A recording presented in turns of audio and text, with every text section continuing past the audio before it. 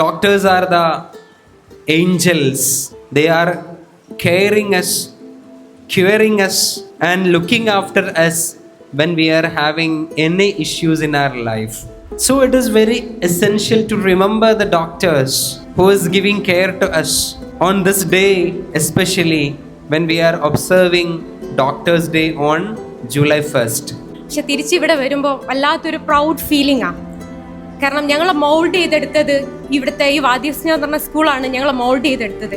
അവരായിരുന്നു ഞങ്ങളെ സ്വപ്നം കാണാൻ പഠിപ്പിച്ചത്. നമുക്കൊരു ഡ്രീം വേണമെന്നും ആ ഡ്രീമിൽ നമ്മൾ ഇങ്ങനെ ഡിറ്റർമൈൻഡ് ആയിട്ട് ക്യാച്ച് ചെയ്യണമെന്നൊക്കെ പഠിപ്പിച്ചത്.